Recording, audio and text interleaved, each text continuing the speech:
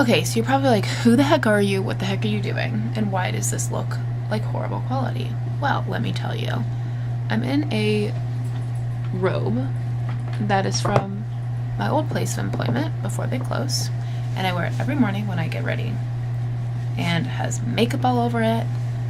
I'm just like a regular human being. They probably all say that when they start, but I am. And this will probably go nowhere. But I am the fiance of a fourth year, second semester optometry student in Oklahoma. And you guys can figure out where that is, like what school he goes to on your own, because I'm not just going to be like, and he goes here and we live here. Even though no one cares about me. Not like that, but like people can find me. Cool, great, spectacular. That would be probably awesome.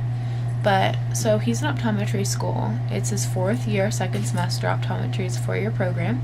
So he's been in school for the last 20 years of his life, and I'm ready for him to get a job, but that's neither here nor there. I have lost count to how long this has been on my hair. So this is probably going to be the most cliche thing in the whole entire world, but it's the truth, so can't really hide it. I've been watching YouTube for the last, mostly, honestly, it would probably be since college, and like I started out watching like Miranda Sings and Colleen Ballinger and Jenna Marbles and all of those just like very well-known YouTubers. And then as I got older and graduated college, I found a love for makeup. So I followed Casey Holmes, Desi Perkins, Katie, Lester Lux. I follow a bunch of different people, and I literally watch them every single morning when I'm getting ready to go to work. Always have, always will. I mean, I watch other channels that aren't beauty, but I love makeup a lot. And I mean, looking in front of me, I've got a ton of it. Nothing near to what actual beauty gurus have and things like that. And I'm not calling myself a beauty guru whatsoever, but I just love it. I just love getting glam and then not wearing any makeup on the weekends, because in college I was a student athlete, so I didn't really wear a ton of makeup. But I did wear makeup when I played in golf tournaments. Strangely enough, I like had to have a base on just so I could like, I don't know, it's weird, but it like came off by the end of the round, so I don't really know why I did it to begin with. So I love makeup, but my biggest thing is, and I'll get into this in another video if I ever make one, is that recently, since I've lived in Oklahoma, a lot of stuff has happened with my family in regards to mental health. And I struggle with mental health or illness myself. I have since the 4th grade, and I've been on medication since the 4th grade.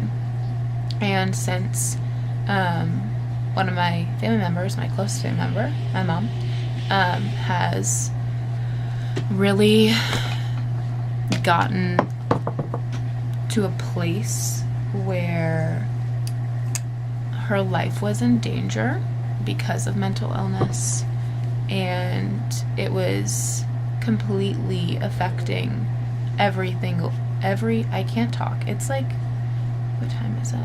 I can tell time. 6:40 in the morning. I wake up every morning at 4:45. It affected every single thing that happened in my sister and I's life. I have a sister, she's 26. She lives in North Carolina with her husband, Greg. And my parents are divorced. So, my dad's remarried, got step siblings. So everything happened very, very quickly. And I, as the medical power of attorney and the financial power of attorney, me, not my sister, and I'm the younger one, I had to grow up very quickly, and I had to grow up very quickly throughout my whole life. Not just because of the mental health stuff, but because of other things that happened in my childhood. I had a wonderful childhood. My parents were married for over 20 years. They separated when I was a sophomore in college. They're still cordial, and my father would do anything for my mother at the drop of a dime. I know that because he has before, and I respect him so much. He's an amazing, amazing person. Excuse me while I put my clips away. But throughout the whole experience, which is still going on with my mom, I had to go through, and I chose to, because of many different things, to take on the task of trying to find out how my mom could be safe, how she could be helped, and how she could possibly be better one day and live on her own again. She's currently in a assisted living facility for people with mental health issues. I am one of those people that can talk while putting on mascara. And she's been there since September. We still have our childhood home, which is the only home I've ever lived in. I'm from Kansas. But we are in the process of selling that house. And by we, I mean my mom, myself, and my sister. We just got the paperwork done as co-trustees so that we can have, my sister and I, we can have the ability to help with finances with my mom. She's still very capable of doing these things, but it's overwhelming at times for her. And I would rather her focus on getting better and feeling better and taking care of herself and finding self-worth and everything like that than worrying about selling a house. I love mascara. It really can just change a whole look. My dog is eating the drawstring from some pants. I'm a really good mom. But okay, so we're trying to sell our house because right now she's paying a mortgage and also paying to live at the facility that she's living at, which is silly because regardless of if this whole situation had happened or not, with her getting sick, and I call it getting sick because mental illness is an illness. It's just like cancer. It's just like breaking a limb. It's an illness.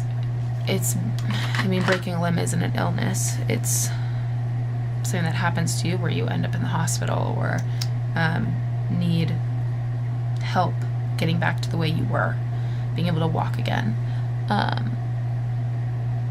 But as I forgot what I just said before that, but as I've been going through this with my mom, I've realized, and I've kind of known this for a little bit now, but when it happens to you, and there's going to be a lot of sidebars here. My mom's had mental illness for a very long time, but I mean, she raised my sister and I along with my dad. They were amazing parents. But she was able to keep everything, I mean, livable, I guess you can say, until about 1.5 years ago, which is when one day something just happened and she had to put herself in the hospital for safety reasons and because she wanted to get better. I have been working on a book for the last few months about this whole situation. And the book is based... Someone just Snapchatted me. The book is based off of the experiences that me and my family have gone throughout this whole situation. Both specific things that have happened to my mom, phone conversations I've had with people at the hospital, caseworkers, people at NAMI, which is the National Alliance for Mental Illness. It's a bunch of different things. And right now I'm calling it roadblocks. Who knows if that's what it's actually going to be called, and who knows if it'll actually be seen by anybody one day. But it's basically me trying to show people what I did to try to get my mom help and get her to a place where she was safe. And the struggles. I don't know what a red blinking light means. So if this dies, that's unfortunate. I just put a new battery, it's weird. This is basically how I've been trying to get her help, and the roadblocks that I've hit, and how I would have done it differently if I had to do it again. Well, no, let me take that back. I wouldn't have done it differently if I had to do it again. But I want to teach and tell others how they can do it if they're going through similar situations with their family members, and kind of tell them what I did and what I would do differently if I had to do it again, or how they could. I just said that I didn't want to do it differently, but you know, I hope you know what I mean. Like, so that they don't have to hit the roadblocks that I hit and that my family hit throughout this whole situation, because mental illness is super real. It's a super big topic, both online and in everyday life for, I mean, suburban housewives. But sometimes you never know it unless something bad happens, most of the time. And I don't think it's acceptable the way that things are dealt with, not only because it's happened to my mom, but also because I suffer with mental illness, and I'm thankfully able to keep it. Hey, Connor. I am talking to myself, so don't be concerned. He doesn't care. I'm able to keep mine well managed. I go to a therapist, I go to a psychiatrist, I take medication. But thankfully, knock on wood, I'm able to keep mine well managed, and have been since the 4th grade. How do I use this? Apply the root of the hair on dry hair for an instant lift. So like, how much? 1G. Okay, so put it on there for an instant lift. Oh, okay. Okay. So like, if I want an instant lift here. This is just like baby powder. Oh, it's got like some grip to it. Sweet.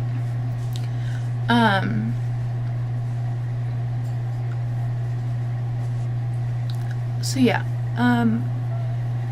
basically, I just am, yes, Dee Dee, I'm just trying to help in the way that I can, due to what I have been through with my family and with myself, with mental illness,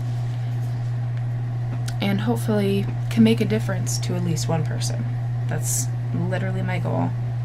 Super cliche sounding, but it's the truth, because I don't feel like anybody should have to go through what my family has had to go through to get my mom to where she is today. Plain and simple. She hasn't eaten her dinner from last night or from her breakfast this morning.